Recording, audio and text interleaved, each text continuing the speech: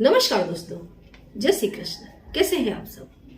उम्मीद करती हूँ खुश होंगे, सुखी होंगे, संपन्न होंगे। जो भी हमारे व्यूअर्स हैं, सब्सक्राइबर्स हैं, दुनिया में जहां भी है, हमेशा खुश रहे, सुखी रहे और संपन्न रहे। दोस्तों, ये जानकारी जो मैं आपको देने के लिए जा रही हूँ, जरूरी नहीं, बहुत ज्यादा जरूरी है। क्योंकि लाइफ में कितनी बार ऐसा होता है, हमको ऐसा लगता है हमने तो इतना बड़ा अनुष्ठान किया था, इतनी बड़ी पूजा की थी, अरे हमने तो इतनी सारी चीजों का दान कर दिया, लेकिन फिर भी हमारे घर में क्राइसिस आ गई, बहुत बड़े बड़े क्रैक्स आए, इतनी तकलीफें आ गई, एक्सीडेंट हो गया, गरीबी आ गई, अरे मेरी तो नौकरी छूट गई, मेरा तो धंधा अच्छा खासा चल रहा था, मेरा पूरा बिजनेस बैठ गया, पता नहीं क्या गलती हो गई।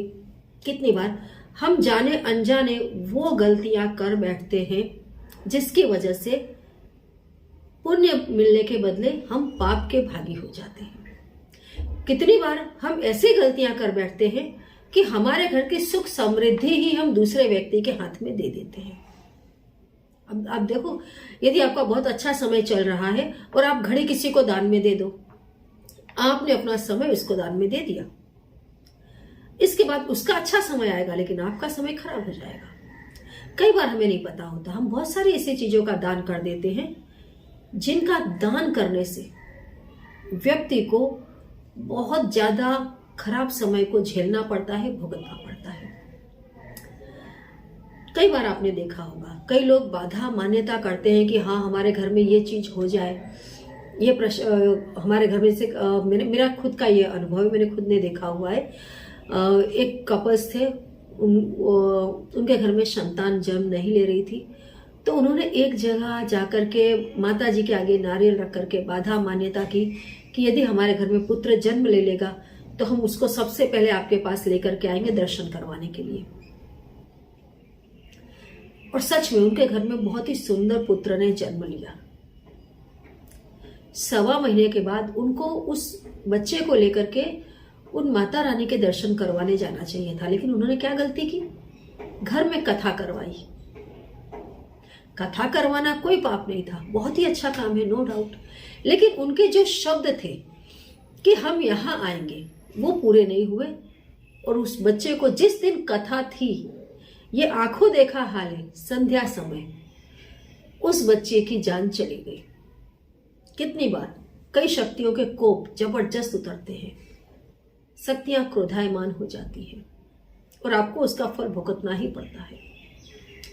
ऐसे ही जब आप अपने घर से किसी भी चीज का दान पुण्य करते हैं, कोई पूजा पाठ करते हैं, कोई व्रत अनुष्ठान करते हैं, कहीं जाकर कोई बाधा मान्यता करते हैं, तो सावधानी जरूर बरतें। आज हम बात करेंगे दोस्तों नमक की।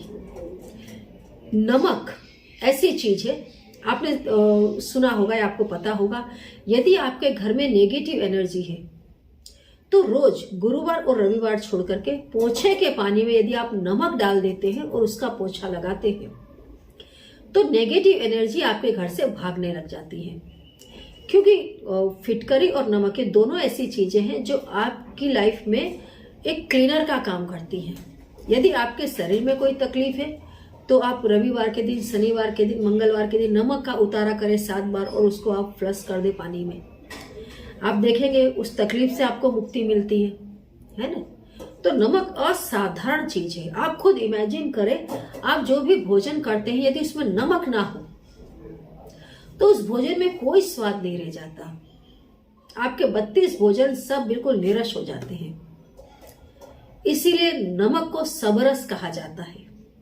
आप देखना, नए साल में दिवाली के दूसरे दिन, नए साल की शुरुआत होने से पहले लोग नमक लेकर के आते हैं, खड़ा नमक, और उसको धन स्थान में रख देते हैं। पूरा साल आपके पास धन आता रहता है, जिंदगी में भी रौनक बनी रहती है। तो नमक असाधारण चीज है। इसीलिए दोस्तों आपको बताया जाता है कि नमक के डिब्बे में हमेशा 2 लौंग डाल करके रखें। नमक के डब्बे में लौंग डाल देने से घर में भूत पिशाच, नेगेटिव एनर्जी नहीं आती है, और यदि है तो वो भागती है।